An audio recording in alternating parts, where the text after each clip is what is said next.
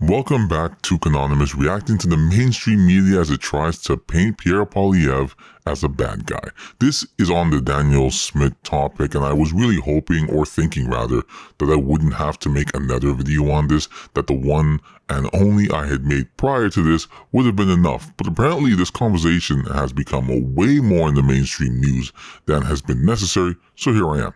Today, it's a CBC reaction. They have one of these three conservatives, one versus three liberals, good odds. Let's take a look at what Pierre Poilievre even said, and then we'll go into how the libs got it wrong. Justin Trudeau's again puffing out his chest, trying to divide Canadians and attack parents who are trying to protect their kids. He's interested in using this as a divisive wedge. Just to be clear, you said yes, only adults should take puberty blockers? I think we should protect children. Let them make adult decisions when they become adults. Again, perfectly logical reasoning from the man himself. All right, gang. Tim, I want to start with you. Less about the position Pierre Poilievre took, and more about how many attempts it took to get to this point. Okay, so I don't think it matters how long Pierre Poilievre took to answer this question. In fact, I don't think he needed to answer it at all in the first place, but people kept pressing him. This is a bit of a non-issue, and I think it has blown up in a way bigger way than it really needs to be. Everything that has been said about Pierre Poilievre and Danielle Smith is simply just attacks from the libs. Everything they've said, it makes sense to most people. Yeah, I think he recognizes he can't not say something here. It's not just Danielle Smith who's brought forward a position like this, though hers is the most advanced and, in my view, egregious. Premier Higgs, Premier Moe, others. Certainly there are people in different conservative parties, and not just the Conservative Party, but it's been conservative premiers, who aren't opposed to what Premier Smith and the other premiers are talking about. Right. Though, look, I got to say, whether it's Pierre Poilievre, Randy Boissonneau, or Danielle Smith, I think this thing is too politicized, and it's not helping anybody, but particularly the kids and families who may be dealing with this. The only people, David, I think, who should be talking about puberty blockers and other medical approaches are people who actually have medical knowledge, who work in this field. It's a bit sickening to watch this play out, but it's playing out because the Liberals on one side see an opportunity to go after Mr. Poilievre. And I suppose Mr. Poilievre believes there's part of the constituency that he supports that does want him to give voice to things like parental rights. Though, again, I think that is a whole argument that's been taken the wrong way here. Parents, of course, have some role to play here, but it shouldn't be politicians determining this. It should be kids, parents, and physicians. Everything this man just said is 100% correct. On this should just be left up to the parents to decide, which is exactly what the policy essentially says anyway. So I don't understand why we're still talking about this. This is something parents and their kids need to discuss with themselves, and it's only fair to the kids' parents be told that these kids are having these kinds of thoughts, that the kids are going through all of this. I think if a kid was constantly talking about getting a vasectomy or getting pregnant, there would probably be some concern about that. And you would want your kid to inform you, or you'd want your school to inform you that your kid is going through and having all these thoughts all of a sudden. Okay, so the anchor goes on to ask Amanda, how do you go about the fact that he chose to back Danielle Smith after taking so long to respond in the first place?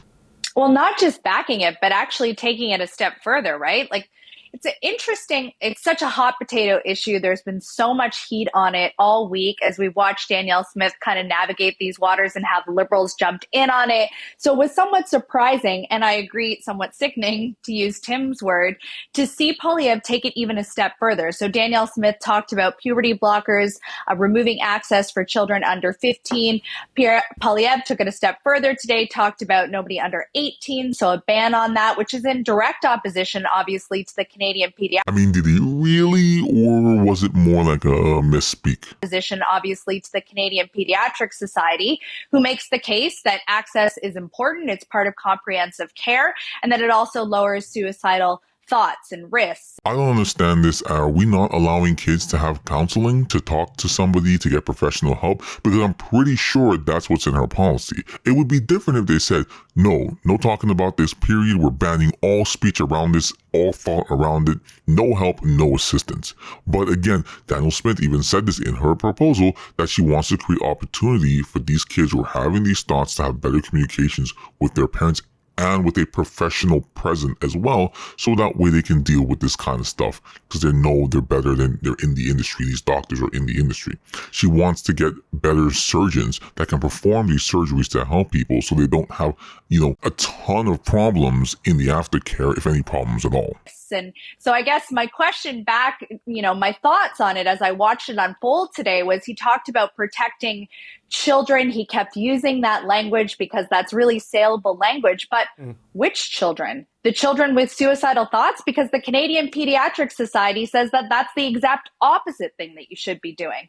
This is going to be an issue that we will see play out because it's such a hot potato. And wherever there's heat, you'll see the parties come together to create this wedge. But it's about ideology. It's not about protecting anybody. Okay, what is she on about? First of all, obviously there are going to be suicidal kids involved in this. This is even more of a reason for them to talk to their parents. This is even more of a reason to get more involved with your children and what they're going through. It doesn't mean you pump your kids full of chemicals, puberty blockers, and then hope it fixes the problem from there. Because it could be a deeper, more complex issue even than that, which is already a complex issue. My own understanding of having, these kinds of thoughts, it comes from inside. So you have to develop that confidence in yourself from within. An external piece of material or the thing that you think is really going to help you and change you is rarely the thing that actually works. It usually comes from looking deep within and working on that. But children are very young and they don't necessarily know that or even know how to address that. What they need are people who care about them the most, and those people who care about them the most are going to be their parents. He goes on to ask the next person, Matthew, if this is really something to be addressed by the federal government when it seems to be a bit of a smaller issue than it actually is, when only a small handful of people have actually had the surgery in Alberta and sitting around somewhere like 8% or something like that. That's a great question. It's a good question for the Premier, clearly, because I think that was sort of the irony in what Pierre Poilievre was saying as he was accusing the Prime Minister of creating this wedge issue. But ultimately, it sounds so childish to say who started it, right? But that's where it started, is through Premier Smith and the decisions that she made from a policy perspective. I really think the challenge that he has, Pierre Poilievre, is that he deferred to the province on everything but this for some reason. Why would you defer? Oh, it's the province that has to take care of it on everything but this. Unless I'm missing something here, Pierre Poilievre only addresses issues that are large, sweeping issues that require a federal intervention. Crime across the country is way up. Housing across the country is way up. And liberal wasting of money is way, way, way up. A topic like this, I think he's always preferred to defer to the provinces to take care of their own situations. The issue about protecting children is that ultimately they will be likely the most harmed through these policies. Those who are going through very difficult time and some of the mental health consequences that can come from that, not being able to access these resources potentially. They keep bringing this up, but Danielle Smith is putting in place resources so the children and their parents can get as much information as possible. She says this in her policy proposal. They keep bringing up the vulnerable kids. Yes, these kids are very vulnerable and they need to talk to people that care about them, not you people that don't care. Libs just want to be basically like, oh, you're crying because you lack having this particular thing. Okay, here's this particular thing. Oh, you're crying about something else. Okay, here's this other thing. And they keep doing that until you eventually bury the kids in some useless stuff. And then they're older and then they finally realize, oh, hey, I didn't really need all those stuff. That wasn't what was fixing me internally. I needed to talk to somebody who cared about me. Even that being said, there's going to be kids who do want to fully transition, right? I'm not saying that talking is all these kids need and they're going to, oh, I don't want to transition anymore. There are going to be ones, but we should allow them to get older. Give them the time to make that decision over time. Let them be kids while they are kids. Okay, so they asked the final Lib, Charelle, what she thinks about the fact that it took so much pushing for Pierre Poilievre to finally give an answer. You'd have to imagine that I would, or at least I would wonder if he's not thinking, okay, well, the fact that I'm not answering this question is becoming more of a story than any answer that I would actually give. This part is true because, like, again, I shouldn't be making another video about this. It's still a topic of conversation in the mainstream media, and I would think that, yeah, he probably did think that this question was going to die out, and he probably tried to just kind of let it lay low till hoping that people would eventually just kind of forget about it, might be angry about it for like 24, 40 hours, and then be done with it. But that didn't happen, so he had to answer something, which at the end of the day, I still think was a pretty reasonable answer. Why he couldn't have just said that from the beginning, it's not like it's a real secret as to where Pierre Poilievre stands on this whole gender ideology, which is a huge dog whistle to a certain segment of the population that thinks that, people are being forced to transition. Yeah, there might be a few people out there who think that these kids are transitioning. It is not legal anywhere in Canada for you to even make that decision unless you're 18. You need to be an adult to have any of these kinds of surgery. I do think that it is a sensitive topic for most people, and I assume that Pierre Poilievre is aware of that and just wanted to stay away from it altogether. So it's not like he hasn't kind of positioned himself on this. So the fact that he wasn't just giving a response to, hey, there's a fellow conservative premier who has put out this policy and you haven't said where you stand on it. If you want to be prime minister for this country, you are going to be expected to weigh in. I can't deny she's making a very, very good points here. You are trying to become prime minister. So when a question like this is presented to you, it's a question that a lot of Canadians kind of want to hear your opinion on, regardless of whichever side they're on. They ask that, you have to be able to kind of answer this from some perspective and address what your position on it is going to be. Trying to turn this on to Prime Minister Trudeau, probably not a good idea.